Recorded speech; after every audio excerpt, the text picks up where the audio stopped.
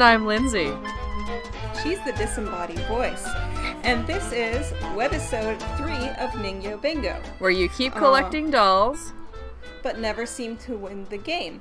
Now today's episode is something fun because it's been a long time since I bought a new doll, and it didn't happen to be a ball jointed doll or Asian ball jointed doll this time.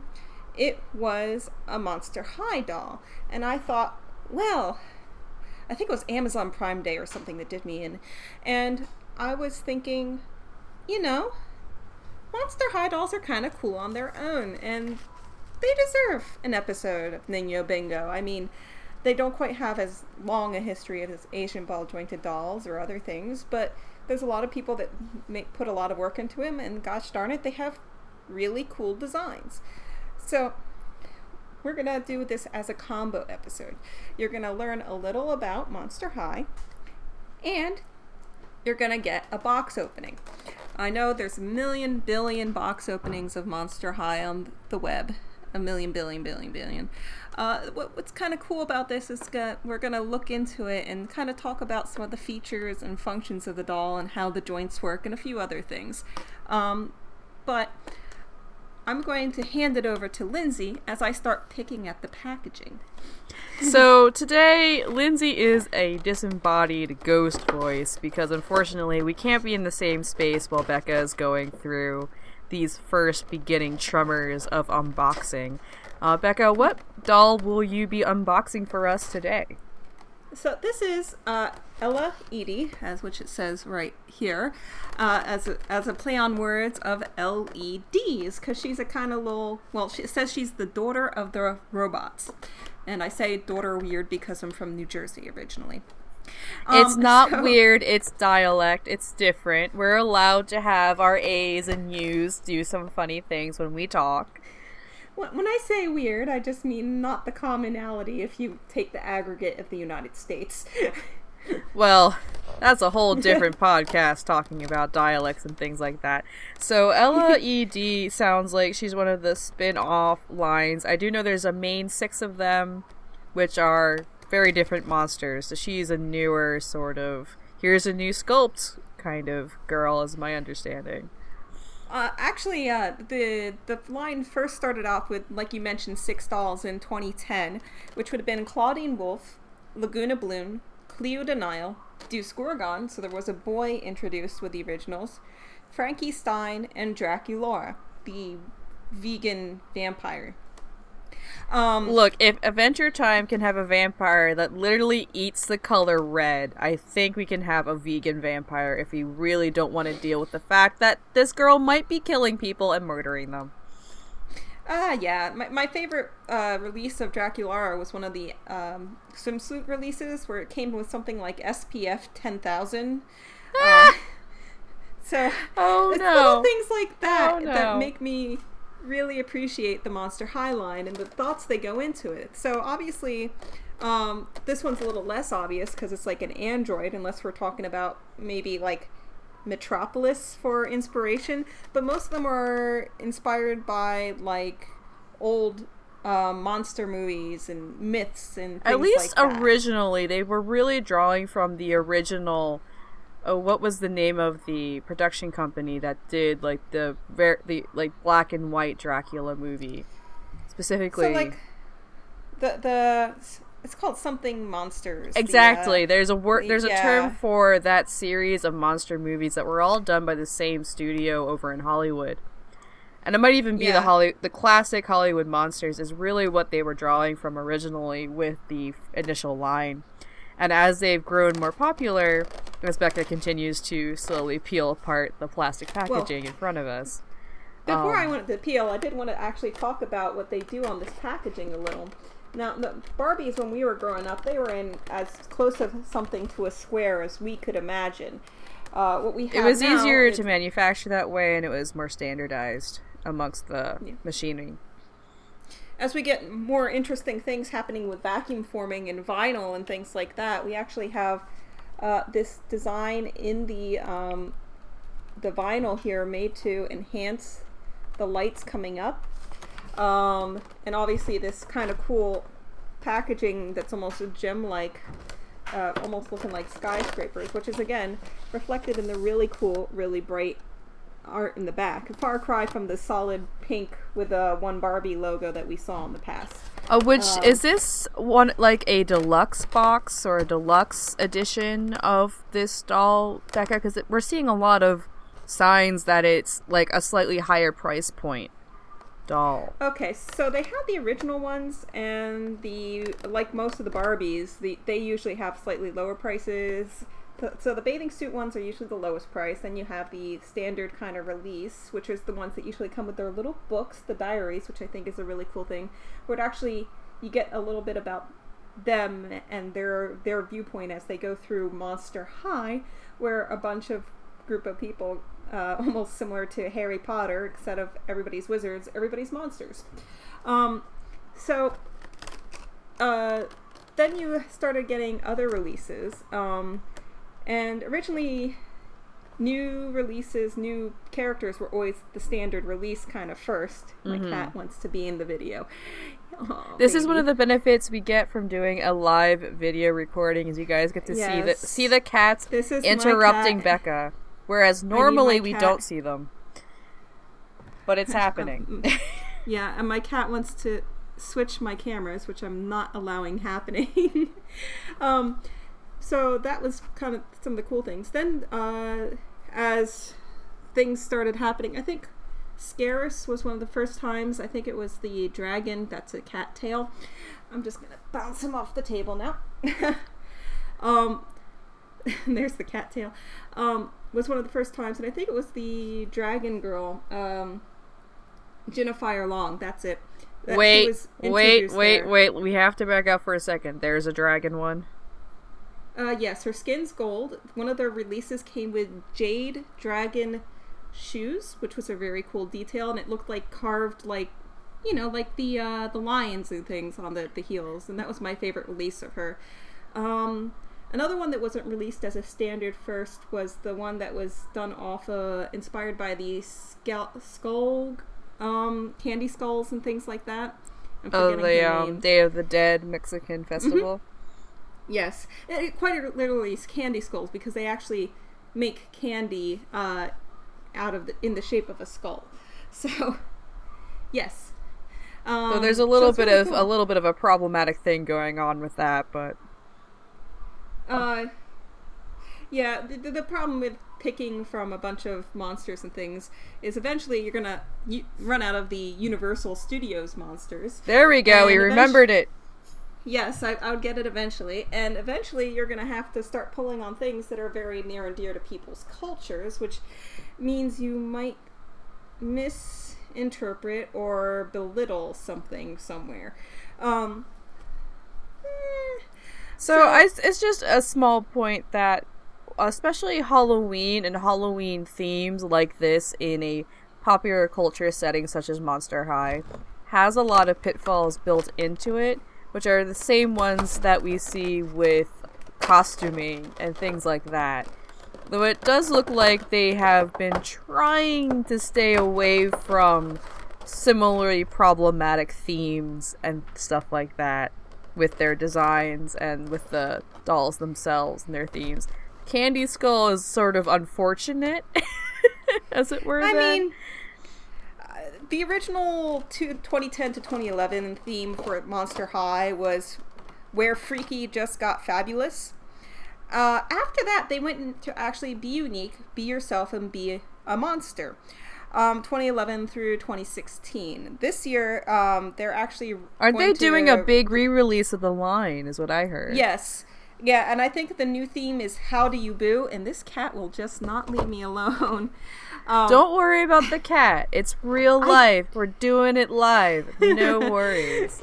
The cat is a bonus to the video. It is not a detriment to the video. I personally believe. I hope everyone else agrees. This box was not pristine coming from Amazon. It was crunched slightly, but being that I unbox most of my vinyl dolls because I put them behind me, right there. That's where I put all my Monster Highs. I was not that, unfortunately, things. And here comes the next cat. I should not pet them. That probably entices them, right? I can't. You need to ignore them if you really don't want them around. But the orange tail everyone is seeing is probably Climber.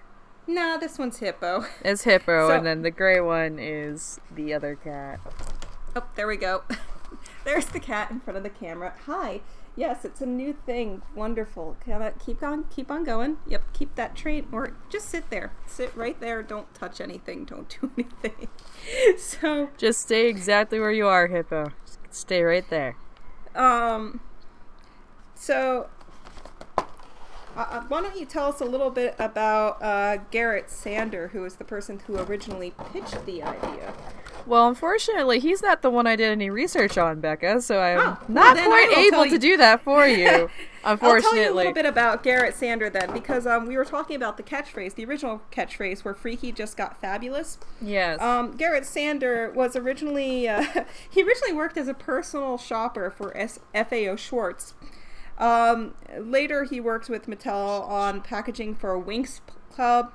Oh, so he cut his teeth on Winx Club, which makes a lot of sense in terms of style. I don't know if he cut his teeth there, but he worked on it. And that was the packaging he primarily worked for. 2007, the development of Monster High started with the release finally after 3 years in July 2010. And it's actually his brother... there we go. He has a twin brother, Darren, who is credited with that Freaky just got fabulous catchphrase, which is pretty cool. He eventually won a 2010 American In-House Design Award from Graphic Design USA. You can see me looking down at my notes here. It's really good. For the Monster High box sets. It's a peek behind the screen for once. Yes. And to get the ideas of what they wanted the girls to wear in this new line, they actually went shopping with small girls. And they went shopping with them, and they saw they were picking out these punk things and things with skulls and things like that. And they're like, this works perfectly. This works swimmingly well. So, yeah. So I got Ella out of the box now. She's very well contained in her pose inside the box now, isn't she? Yes, though one of the times I picked up not Claudine, the one that was Abby Abominable, her hand was rolling around the box, and I sort of a person. I'm like, can I get $2 off? The hand is missing.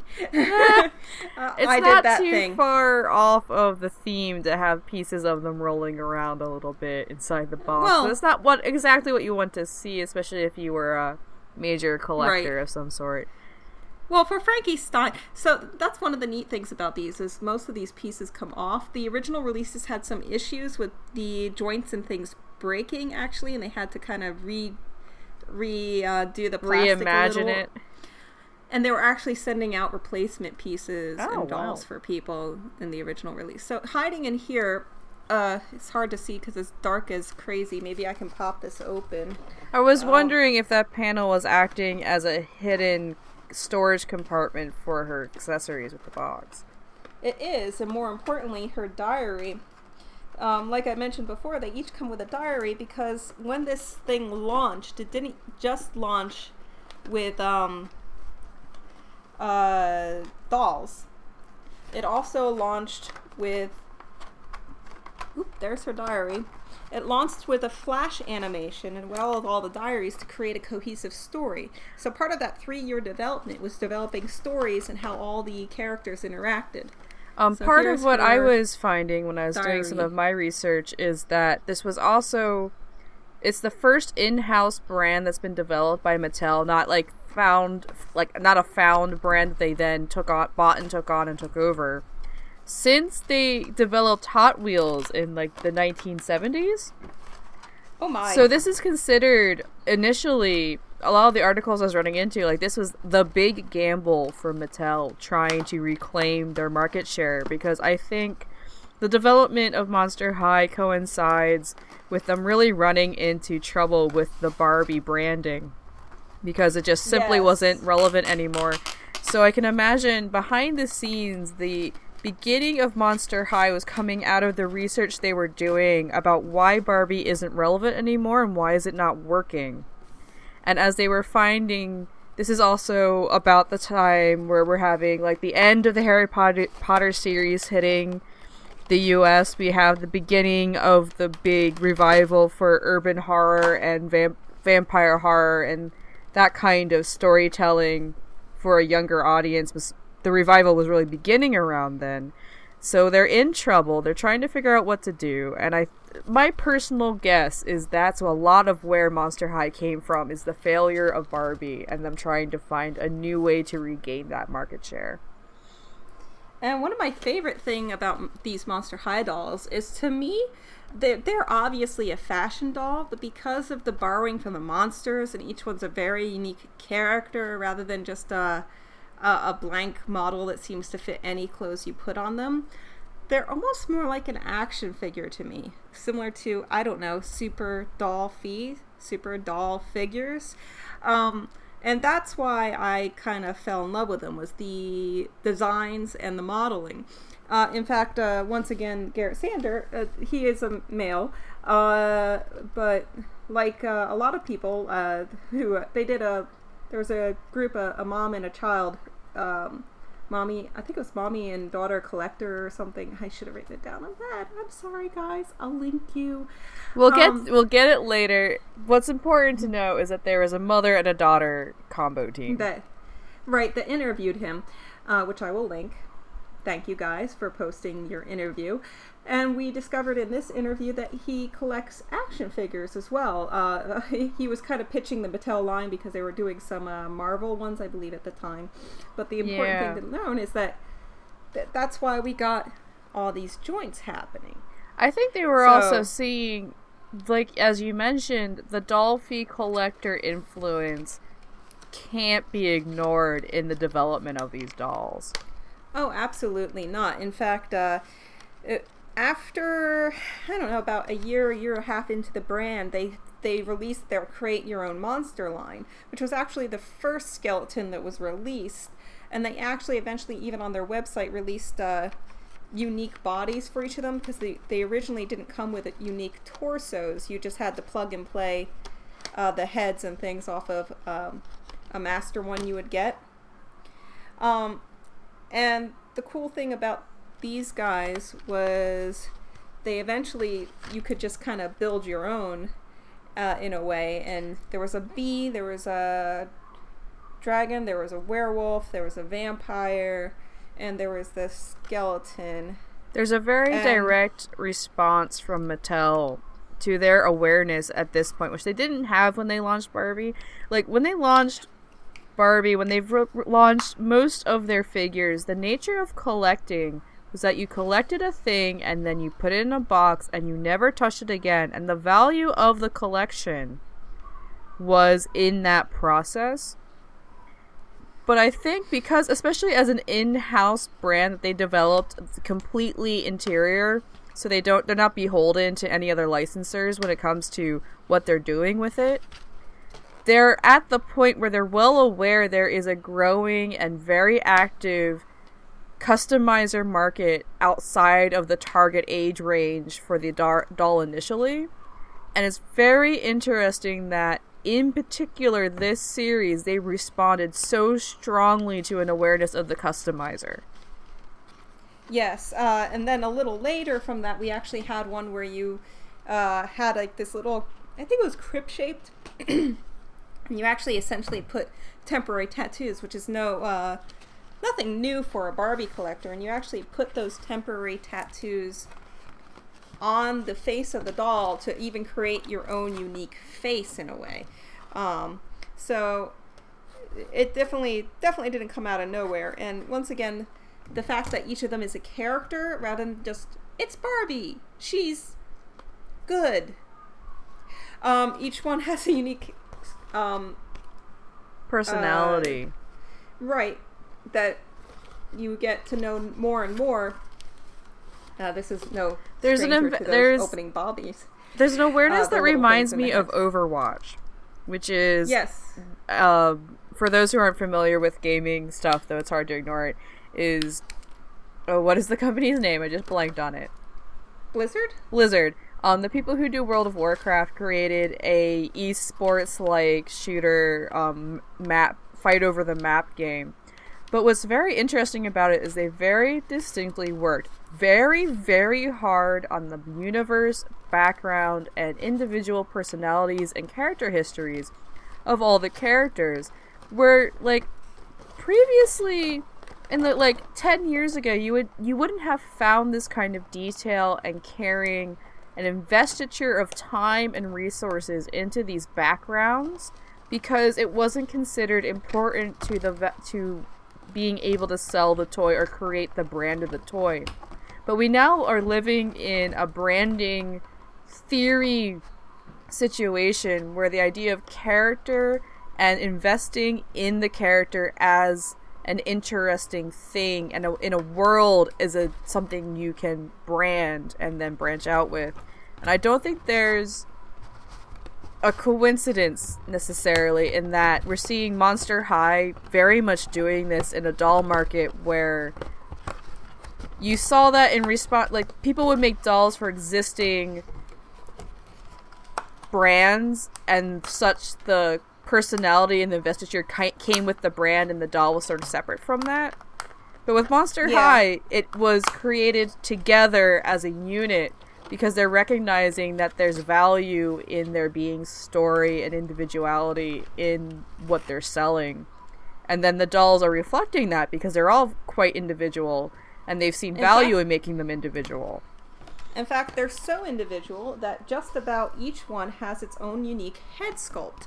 This is something kind of new. At least from Mattel, anyway. Yeah, even some of the early Barbies, when they did the beach versions, they just, like, swapped the heads and called Barbie Pidge and Pidge Barbie or something like that. It's hard for me to remember because it was all very confusing, and Barbie collectors, I'm sure, have it all straight. I, however, have only read it about once or twice. She is free. She's now free from her box. Yes, freedom. And she has a wonderful, beautiful cape. And the different types of fabric being used in her is impressive. Yeah, so that's another thing. So just the construction. We got the body is ABS plastic. Obviously, we got vinyl for the doll heads. We have saran for the hair. The dolls all have unique heads, except for C.A. Cupid, Ghoulia, and Melody and Persephone, who are twins, which makes sense. But I believe since then, each one has still had its own unique head. And if you look at this lady, if I can get the camera to focus I've seen a lot of people put their palm in front of the camera to help it refocus, or put your palm behind the creature so that put your palm like behind your head so there's more of it on the same. There we go. Yeah. So you can see there's actually lines in her face like panels would be in an electronic device. Is that part of the sculpting of the plastic? Yes, it's not painted on. She, in fact, now that I'm looking at her, and I didn't realize this, she doesn't really have ears. They're actually little looks like little speakers in a way. That's really cool. Yeah. And then of course her arms in addition have totally unique sculpting. And I actually have one other robot, which is Rebecca Steam, which I picked up I got gifted for various reasons. Some obvious reasons in there with the name. Yeah. So they're all very, very unique. They are 27 inches tall. And one of the cool things is they do these unique prints for them. And you won't see, like Barbie, there's an ice skating Barbie, I could distinctly remember, sometime late 80s. And it had this cool thing here that kind of, it looked like a, what do you call it? Like a snakeskin texture. Mm-hmm. Except it went here and then it went around in 3 little ribs, and it was all one piece of that vinyl, which was white, and it had an overlay which was holographic. This same fabric they used throughout the 80s. And when you look in the 60s and 70s and 80s and 90s, you see the same thing where they reuse that same print over and over for different releases. The Monster Highs, each release has its own unique print that they use, and obviously they can never use a print that they would use for Elle Eedee, even for Rebecca Steam, because this one's all about electronics and circuit boards and stuff, and Rebecca Steam's all about gears and copper tones.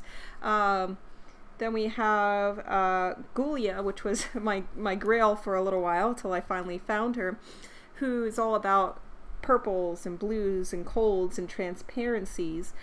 She's really cool because she actually has transparent forearms and feet. So we have all these things going on. So now I'll talk a little about her accessories as well. Unfortunately, I didn't get these little pieces out of the head. I'll work on that later. I usually have more, if I have like tweezers or something, I can get them out. On her head, she even has like this little satellite. Very cool. Her, like I said, her feet, hands, and everything else have a very cool robot pattern. And if I can get this little metal piece off. This, I don't think I even mentioned, this is part of the Boo York line. Makes sense, right? And even here it kind of looks like Matrix code in a way, falling down and fading in and out, that print. It's really impressive that they're willing to... I'm trying to wrap my brain around behind what the production line logistics must be for the lines.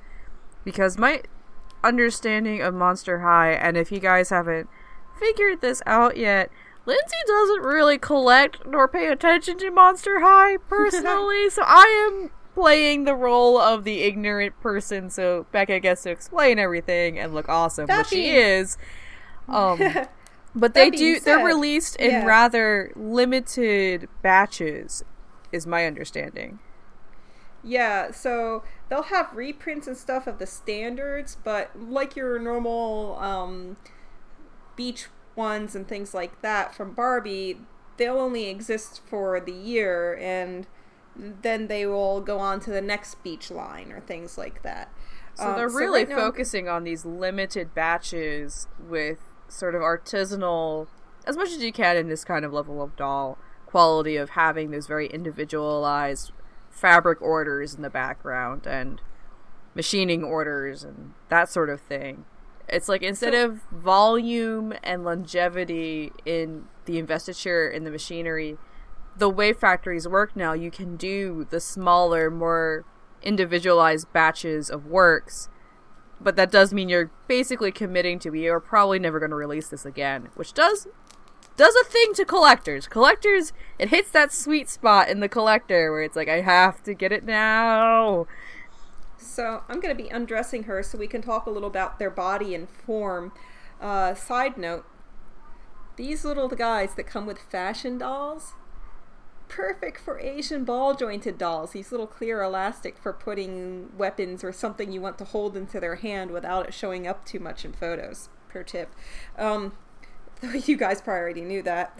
So since we're talking about the artisanalness of, well, it's not so artisanal, but let's talk about another of the artists that worked on this a little, that I think you did do some research on. Well, it's interesting to follow the career of the product concept design, which is run by Lisa Temming.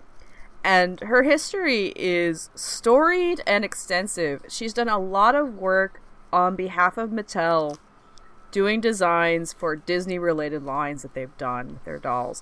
For example, she's done some really classic collector line villain designs. She's done some very classic Disney princess designs. She's managed these lines before. And in particular, what I found interesting was that she does have work on the Disney villain lines before, which you can, in her CV, which she has posted up online if you go looking for her. And it's very interesting to see that and know that she's the person who sits down with the concept of a new doll, for example, and she's the one who figures out what they're wearing. It's all in her hands. But just thinking about how, and Disney is like a high visibility brand for Mattel, that she was entrusted with these lines that are very much connected to high collection value focused dolls. For example, like she's also was one of the founding artists on what's called the Disney Collector Doll Group, which then led into very like the higher price point aimed at collectors. This is something that's probably never going to go out of this box. Intricate, detailed, next level costuming. And that's her background as we're coming into her being pulled into the Monster High line. And you can really see that reflected in the types of fashion and the way things are designed for the Monster High dolls these days. It was kind of interesting with the Monster High dolls because unlike Barbie, which was kind of well, we talked about Barbie a little in a previous normal episode. I believe it was Is It Better in Vinyl? Yes, it was the Vinyl Dolls episode. Where it didn't exactly start out as a kid's doll, but it ended up being intrinsically a kid's doll by the time it was in the United States. Most of people buying Barbies at that point, by our time, by the 80s, was buying it for the nostalgia factor, to relive it.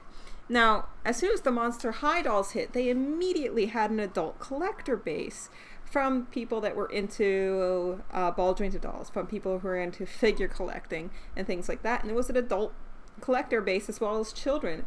There was blogs and blogs and blogs and online blogs and video blogs online of both adults and children. And like the one I mentioned before, which I will totally link, where there was a mom and child working together to create customs and enjoy this new line of dolls. So let's talk a little bit about the body. She's kind of cool because since she's an android, she's got these little details in the back of her. I wonder if we can see. The light's a little bit badly angled, unfortunately, but it looks like she has like sort of insertion ports. Yeah, back here she has some insertion ports and a little spine actually here sticking out, which I like. I mean, like, hell, if you're gonna do a skeleton, you can show a little funky spine, like what was it, the Borg Queen? Remember when she was kind of dropped in? It was just her shoulders and her spine hanging out. Oh, love goodness gracious. Love that. Hated the part where Picard's eye was getting drilled out. That still gives me nightmares. I'm glad my memories of this are as vague as they are. Yes, we do have a little bit of a flash from, you'll never see that with this light. Well, also with the ABS plastic, it's a little, the level of plastic they're using here is a little less easy to cleanly and cleverly get the flash out. Yeah, there's some cool things that they actually incorporated into her, like here, there's actually right there the Mattel logo and things, but they kind of made it like an instrument panel. So it says 2014 Mattel 1186 MG1NL, made in Indonesia, of course. I think the original run of the dolls were China, and then they moved to Indonesia afterwards with small differences in quality between the clothes and bodies of each. The hair is always very cool because there's usually multiple tones in it. They started off, of course, with Frankie Stein just simply having her black hair with the white stripes, a la Bride of Frankenstein. Draculaura had black with pink stripes. And then we started getting really cool blends. Like this one's black, like an aqua blue, similar to the color of that hairpiece, and a purple, which is really, really fun. Now, one of the things they got flack from is, just like the Bratz doll, the waist is pretty much non-existent. And just like totally unrealistic standards, there is no thighs touching here at all. Of course, like most fashion dolls of for ladies.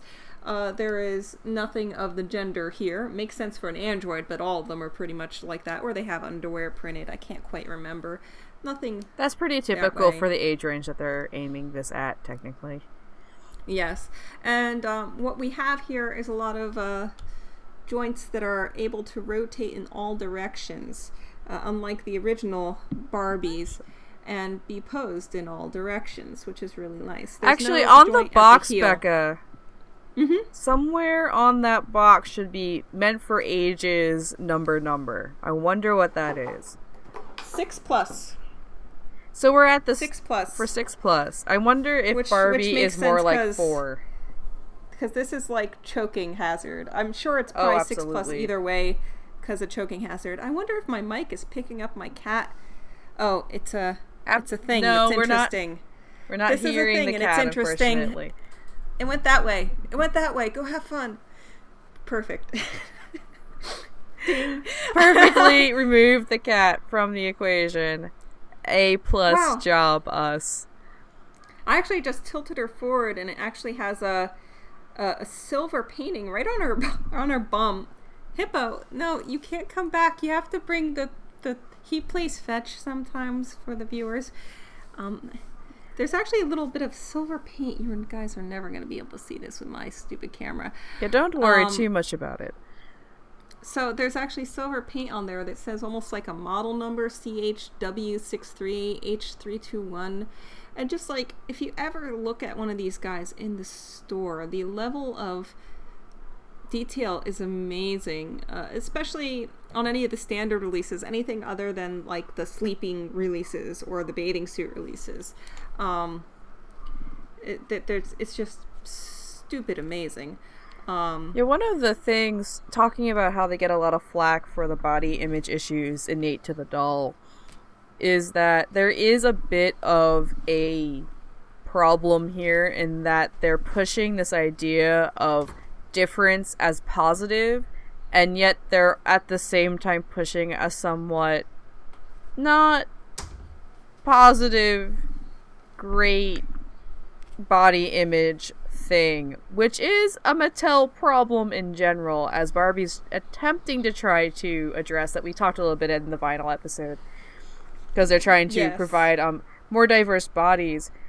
But with Monster High, it is, I think, a valid criticism of the branding that while they're saying one thing, visually they're pushing another a little bit.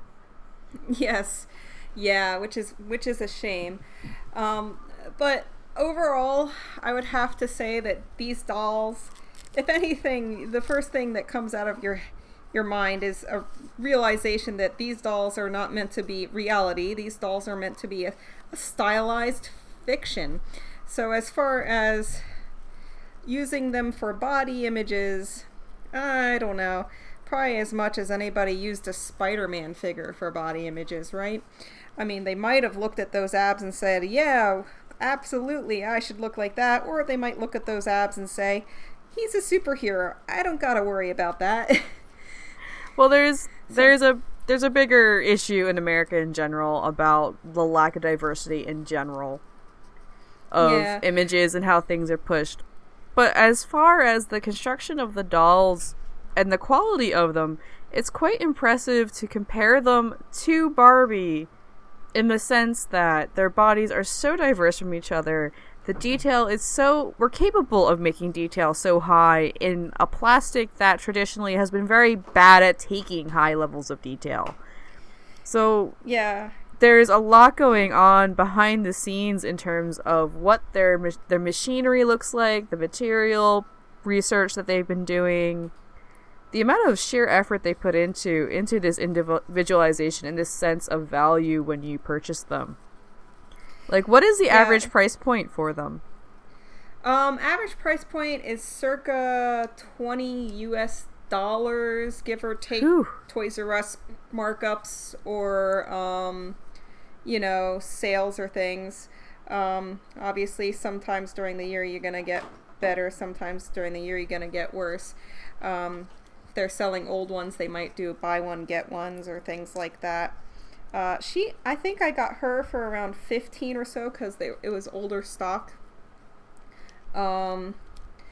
They always come with this little brush, which this one has a unique texture to the face, I think.